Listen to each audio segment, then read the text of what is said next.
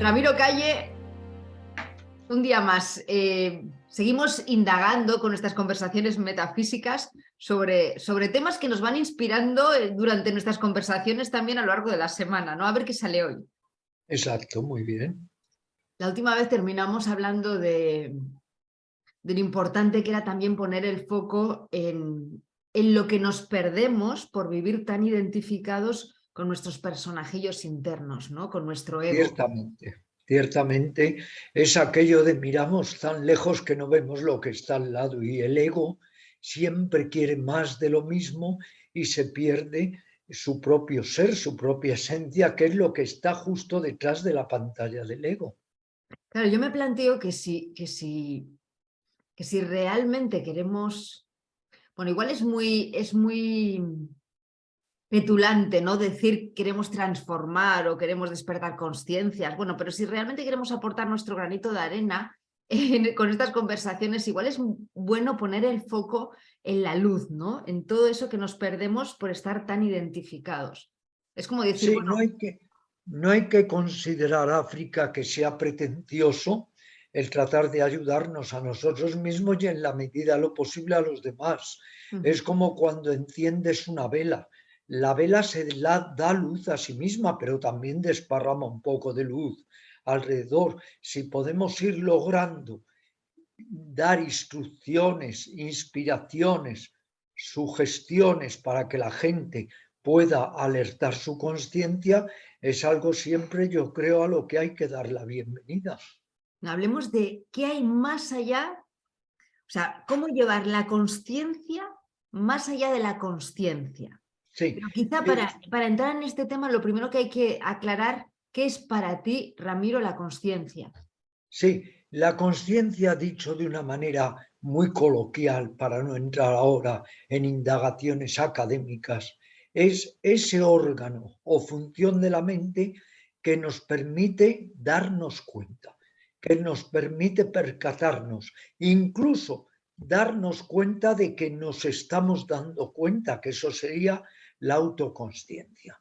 La consciencia en todos nosotros es crepuscular, es muy débil.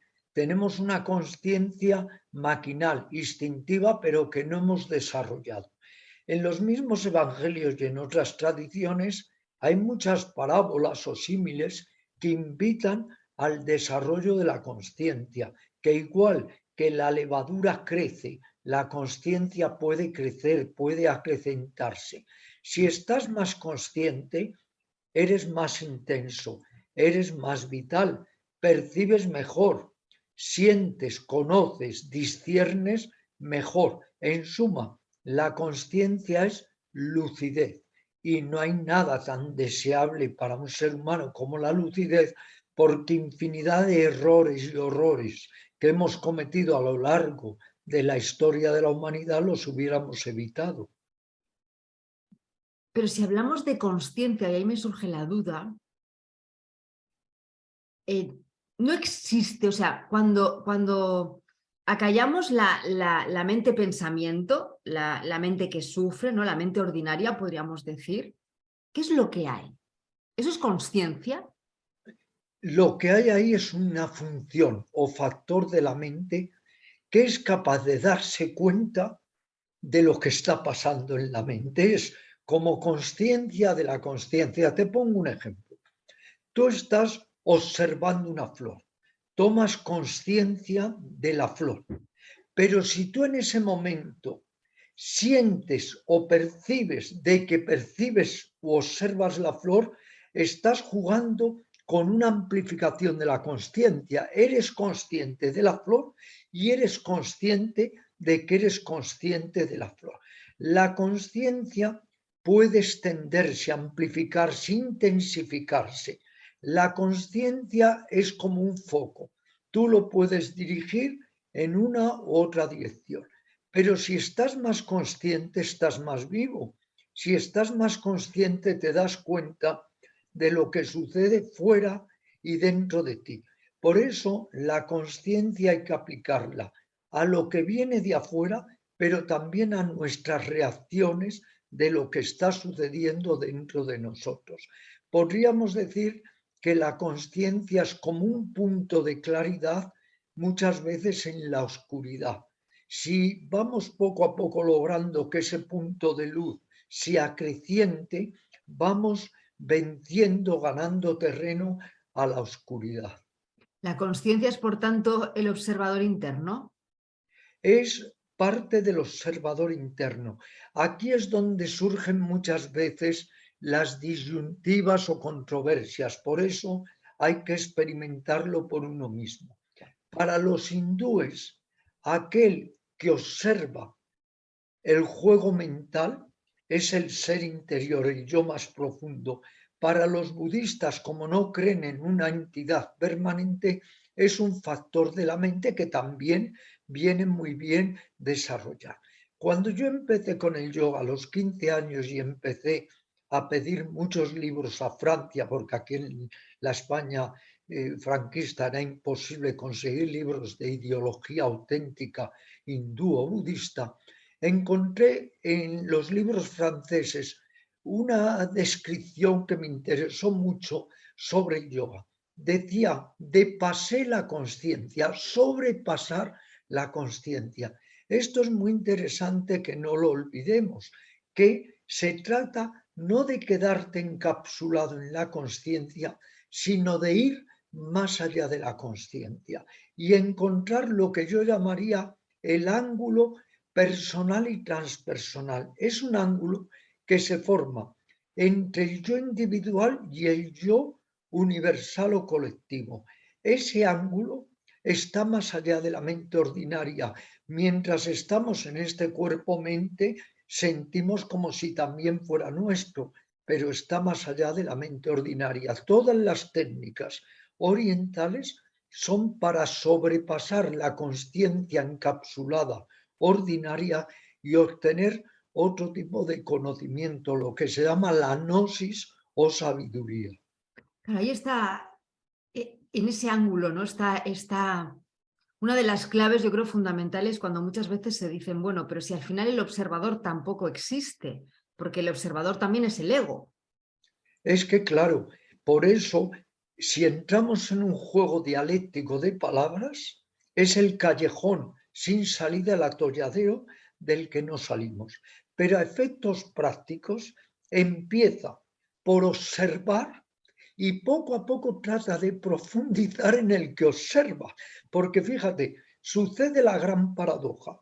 Queremos conocerlo todo y no hacemos nada por conocer al que quiere conocerlo todo. Pregúntate, ¿quién conoce? Si te preguntas quién conoce, irás hacia adentro, no solo hacia afuera, sino que irás encontrando la fuente del pensamiento. Fíjate, África, que esto es muy importante. Estar en el origen o la fuente del pensamiento es como un río. Podemos estar en la corriente del río o podemos desplazarnos al origen del río. Y en la meditación, en determinados tipos de meditación, se trata de ir a la raíz del pensamiento, estar más atento de la raíz que del pensamiento, que es como un río fluyendo. ¿Y tú qué crees que hay en la raíz de ese pensamiento? Bueno, te voy a poner un ejemplo. Yo no he jugado nunca, no he sido nunca jugador, pero indudablemente sé lo que es el juego del póker, más o menos, y sé algo que es evidente, que se dice que para ver las cartas del contrario hay que pagar. O sea, que el contrario no te enseña las cartas si no pagas. Pues aquí diría, utilizando ese símil tan burdo, que si no pagas, no ves. Quiero decir, si no hay una práctica, si no hay el seguir una enseñanza, el observar unos métodos, no puedes ver lo que hay más allá de la mente, porque además aquí viene la gran paradoja, la mente preguntándose lo que hay más allá de la mente. Esto es como si, suponte, en un pueblo resulta que nunca ha habido policía porque nunca ha habido ladrones, pero de repente un día alguien comienza a robar y entonces el alcalde publica un bando que dice: a ver si alguien se quiere presentar a policía. Y el único que se presenta a policía es el ladrón. Nunca un ladrón que se presenta a policía se va a detener a sí mismo. Este símil se utiliza para dar a entender que la mente ordinaria, no está preparada para ir más allá de la mente. Si estuviera preparada, no habría yoga, zen, budismo, mística, nada, porque ya estaríamos en ello. Pero como estamos en una ignorancia muy básica de la mente, tenemos que utilizar medios, voy a decir ganzúas, para abrir la puerta hacia otro horizonte espiritual. Háblame de ese otro horizonte espiritual. ¿Le podemos llamar distintos niveles de la mente? Cuando uno está en ese horizonte espiritual, si algo te aseguro que no se pregunta uno si le podemos llamar otros horizontes de la mente, porque es como si cuando estás viendo un amanecer maravilloso, te fundes con él. Pero en ese momento comienzas a pensar, ¿habrá mañana otra vez este amanecer? ¿Lo podré ver con una persona amada? Sucesivamente los pensamientos asesinan la realidad. El problema es que el pensamiento es útil para muchas cosas y cuanto mejor lo utilicemos, mejor, pero es un asesino de la realidad trascendente. Por eso hay que dar el salto hacia otro tipo de percepción. ¿Qué se puede decir de ese ángulo transpersonal que yo también, y así he titulado uno de mis libros, le llamo el punto de quietud, que es propio pero a la vez no es propio, porque pertenece a todos aquellos que sean capaces de conectar con ese espacio de calma o de quietud? ¿Qué podemos decir? Podemos decir que se caracteriza por el sosiego, por la compasión, por el amor, porque se supera el miedo a la muerte, una serie de cosas que podemos decir. Pero desde luego, mientras estamos en él, no podemos decir nada porque no hay pensamiento ordinario, ni conceptos, ni ideas para decirlo. Aquí habría que decir, si te interesa, recorre el camino para llegar a él. Sí, pero una vez te asomas a ese espacio en el que no hay pensamiento, sino que hay esas sensaciones, claro, luego tienes que volver a la vida dual, podríamos decir, ¿no? A vivirnos en los personajes, con nuestras identidades y con nuestra personalidad. Pero esa experiencia que yo llamaría de plenitud, de unidad, queda de alguna manera impresa en cada una de tus Sí, claro. vidas. Es que si se perdiera, ¿qué objeto tendría? Sería un juego lúdico sin trascendencia. Lo importante es que cada vez que nos asomamos, deja una impronta, deja una latencia, una huella que poco a poco, si seguimos propiciando la búsqueda y asomándonos, va a ir mutando, va a ir cambiando muchos chips, muchos parámetros, muchos engramas cerebrales de nuestra mente. Vamos a ir logrando otra manera de estar en el mundo, otra manera de ser, otra manera de conocer, otra manera de percibir. Lo que pasa es que muchas personas tienen un atisbo, un vislumbre de esa otra realidad, pero luego no siguen trabajando en ello. Y entonces es como una simiente que si no la riegas termina por secarse. Lo ideal sería poder fomentar esos eurekas, esos golpes de luz para realmente transformar la dinámica de nuestra mente. Y ese es el verdadero trabajo interior, transformación, transformación, transformación. Fíjate que hablamos de esto y, claro, tenemos que hablarlo desde nuestro mundo de mente ordinaria, porque es algo que no se puede etiquetar ni se puede meter en una jaulita y decir, bueno, existe esto, es así y determinado, ¿no? Porque es una totalidad que va más allá de las palabras y de la mente humana. Pero me surge una duda, claro, hablamos constantemente de búsqueda, ya damos por supuesto que hay un buscador y damos por supuesto que hay algo que buscar. Con lo cual, ¿no consideras que la búsqueda en última instancia es un fraude porque no hay nada que buscar si somos la vida misma? Cuando yo le pregunté a un gran monje budista, Walpola Rajula, de la Universidad de la Sorbona, en París, aunque él era cingales, le pregunté, si no hay un yo, como dicen ustedes, ¿quién alcanza el nirvana? Y dijo, hay nirvana, pero no hay un yo. Quiero decir con esto, la experiencia está. Y mientras nosotros estamos en un cuerpo-mente, hay una individualidad. Esto es indudable, por muy iluminado que uno esté, hay dolor, hay alegría. Esto es como aquello, no sé si conoces ese hermoso cuento de que es un yogi que toda su vida está diciendo todo es ilusorio, todo es ilusorio. Se muere su hijo y comienza a llorar desconsoladamente. Las lágrimas le llegan a los pies. Y los discípulos le dicen, maestro, que llevas toda tu vida diciendo que todo es ilusorio. Y él dice, pero es que es tan doloroso perder un hijo ilusorio en un mundo ilusorio. Mientras estamos en el plano de lo relativo, de lo ilusorio, indudablemente tenemos que hablar con conceptos que nos entendamos y con ideas y reflexiones para la vida cotidiana.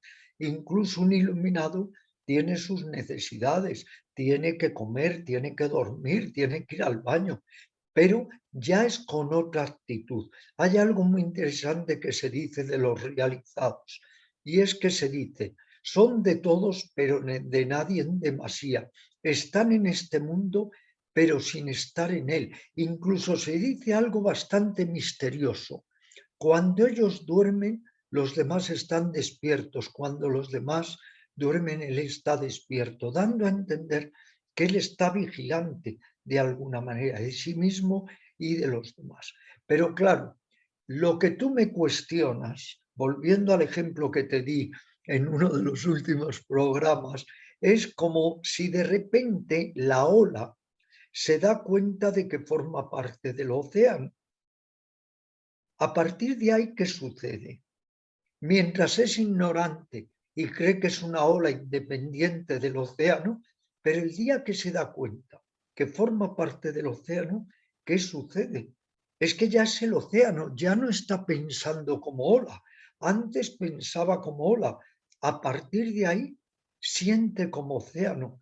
Por eso se Qué dice bonito lo que acabas tanto, de decir. claro, el sentimiento místico, el sentimiento de unidad. Se dice también que el liberado viviente no tiene el sentimiento de diferenciación. Le preguntaron a un yogi que se supone estaba muy elevado, le preguntaron, ¿cómo veis las cosas? Y dijo, luces todas mezcladas, un todo luminoso. Entonces, ¿cómo podemos hablar de ese estado tan elevado de conciencia?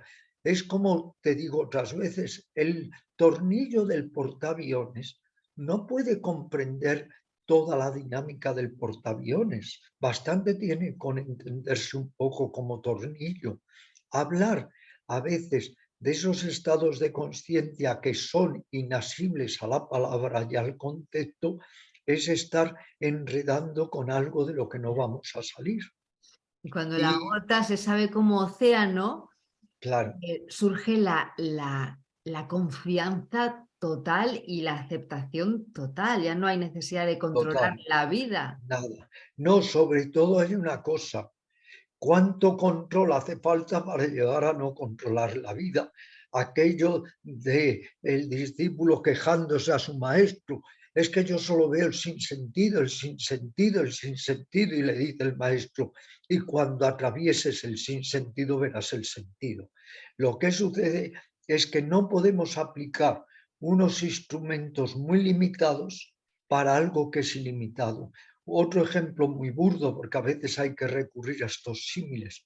Si tú y yo vamos en un coche con la idea de llegar a un país que está más allá del océano, cuando llegamos con el coche a la orilla del océano tenemos que cambiar de vehículo, ya no nos sirve el coche, hay que coger una barca.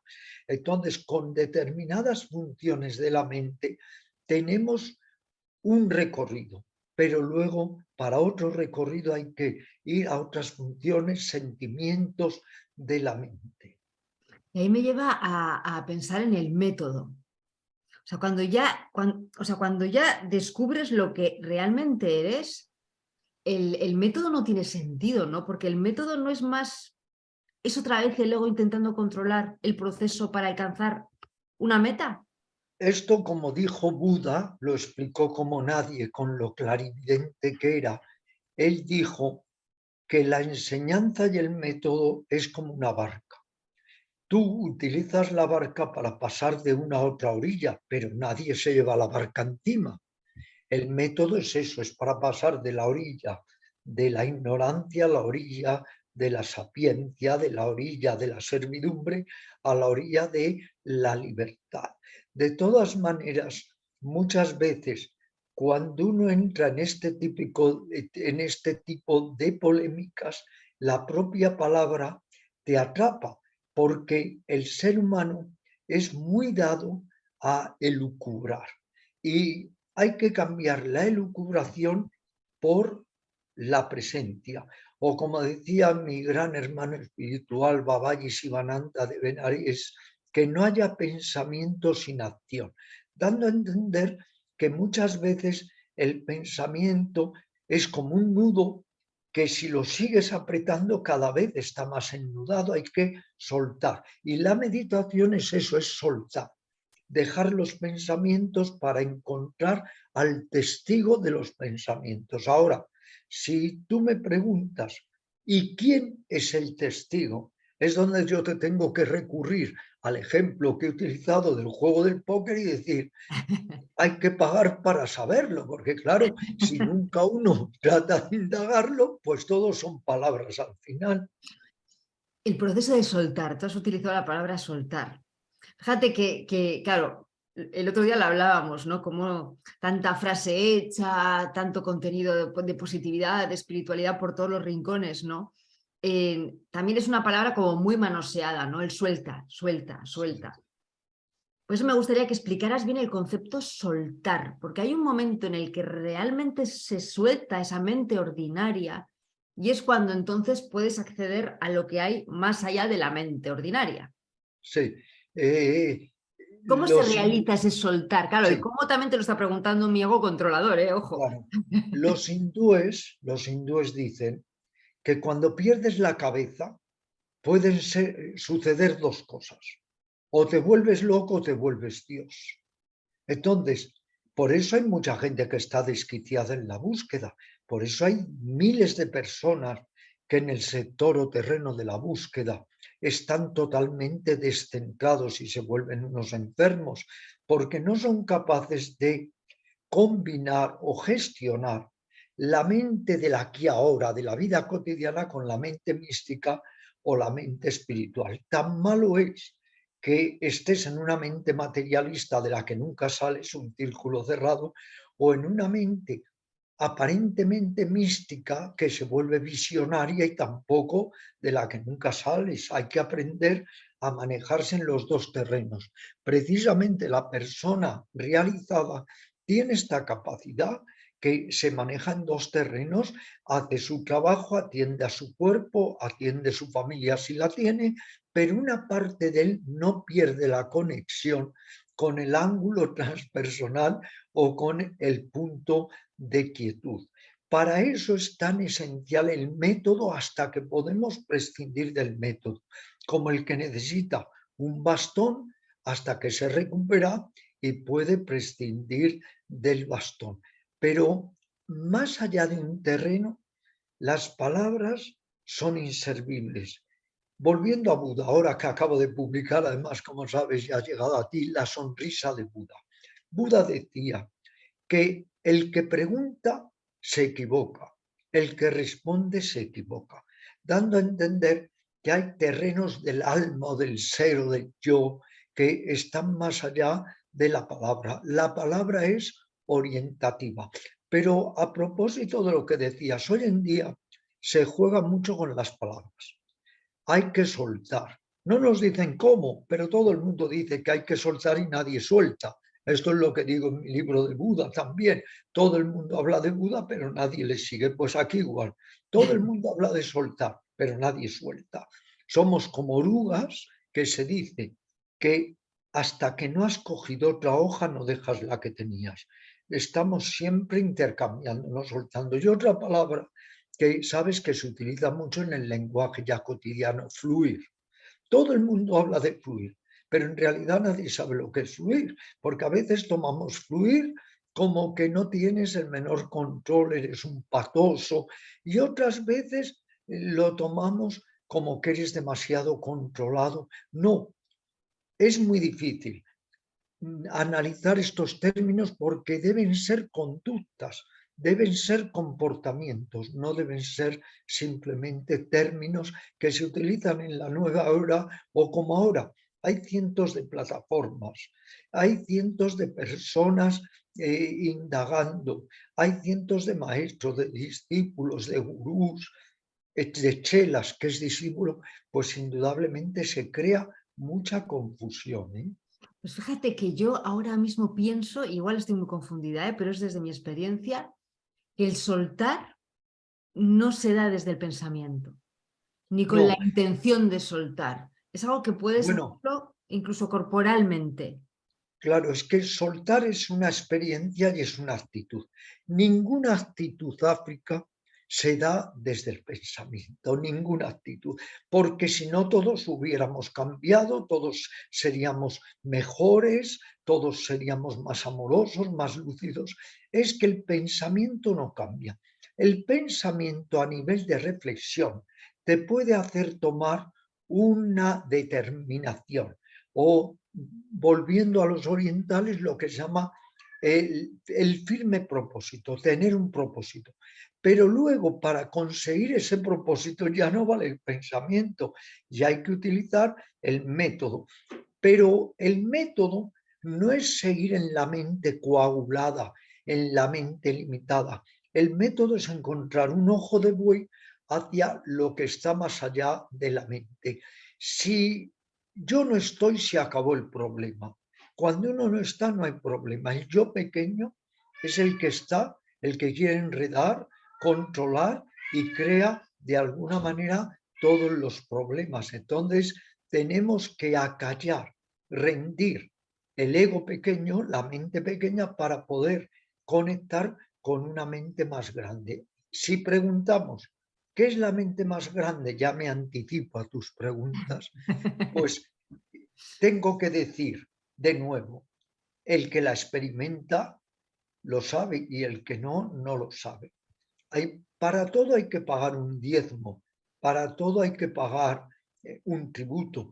Y creemos que la iluminación viene sola. Y como además nos están todo el día engañando, porque crea una plataforma y se presenta como iluminado. El otro da una conferencia y es un iluminado. Escritores y escritores iluminados hay 20, no voy a citar a ninguno, pero ellos dicen se han iluminado, unos en un parque, otros en un aeropuerto, otros a los 15 años, todos de una manera gratuita. Oye, qué suerte tienen, que sin hacer nada aquí la mayoría de la gente ahora se está iluminando.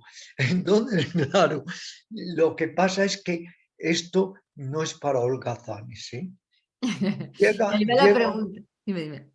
llega un momento que lo que tú dices, ya se pasa a un nivel donde es el esfuerzo sin esfuerzo, es la aceptación, pero para llegar a eso, ¿cuánto esfuerzo necesitamos? ¿Cuánto esfuerzo para llegar al esfuerzo sin esfuerzo? O como decían los taoístas, por la intención llegar a lo inintencionado, pero ¿cuánto esfuerzo requerimos? Claro, es que en el mundo en el que vivimos y con las palabras que utilizamos, esfuerzo supone como lucha, sacrificio, y realmente yo creo que ese buscador del que hablábamos antes, ¿no? Esa parte nuestra que sigue una ruta Sí. inconsciente y paralela al ego, nos dirige por ese camino que tú le llamas del esfuerzo, cuando realmente existe un impulso, ¿no? hacia esa meta. Yo no quiero llamarle meta, ¿no? Pero hacia ese lugar, inconscientemente te va llevando. Es un impulso, es una llamada, por decirlo así, es una inclinación. Pero pregúntale, cuando se le podía preguntar a Nureyev, si para parecer que flotaba en el escenario sin hacer ningún esfuerzo, pregúntale si había esfuerzo detrás. para llegar a ese aparente no esfuerzo, ¿cuánto esfuerzo hay que hacer? Yo ahora comienzo a patinar, suponte, y tengo que hacer un esfuerzo. Ahora, cuando llevo patinando 3 años, ya soy fluido y sé soltar. El problema es que creemos que todo ello nos viene gratuitamente y todos los grandes maestros honestos nos han dicho que para todo hay que aplicar voluntad o volición. Si tú y yo queremos aprender el arte de la caligrafía, hasta que podamos hacer caligrafía de una manera florida y suelta y fluida, ¿cuánto tendremos que haber trabajado antes?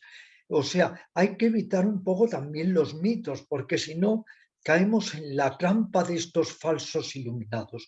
Te llegan a decir, por ejemplo, África, no medites, no hagas yoga, no hagas ejercicios respiratorios, esa es mi jaqueca, no la tuya. Te lo llegan a decir, esa es mi ocupación. Tú relájate, tú eso sí, tú sé una sierva mía, dame todo el dinero que puedas, hazme obediencia ciega y abyecta, pero esa es mi jaqueca, tú no haces nada. Caemos en esa trampa. Y repito, para llegar al no esfuerzo, a verdaderamente soltar, a verdaderamente fluir, ¿cuánto esfuerzo hay detrás? Para llegar incluso a ser espontáneo, hay que haber hecho antes un esfuerzo, no digo un esfuerzo compulsivo, llámale voluntad, cierta disciplina, método, pero es que si no, si tú no riegas las plantas de tu jardín, no pueden desarrollarse. La misma palabra cultivar quiere decir promover, ayudar. Y ese camino, ese método, ese esfuerzo del que tú hablas es precisamente el camino de deconstrucción de lo que creemos ser. Sí, ese es un camino muy duro, porque nadie quiere soltar lo que cree ser.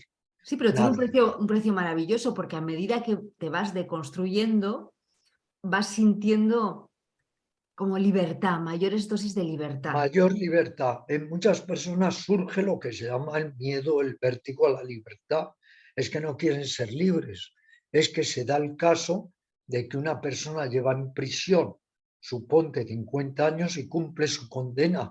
Y un día el alcaide de la prisión le dice, ahora usted ya puede irse. Y la persona se aterra, lo que quiere es volver a su celda, que ha decorado un poco, ha puesto un par de postes, la ha hecho un poquito más íntima y no quiere salir al mundo libre.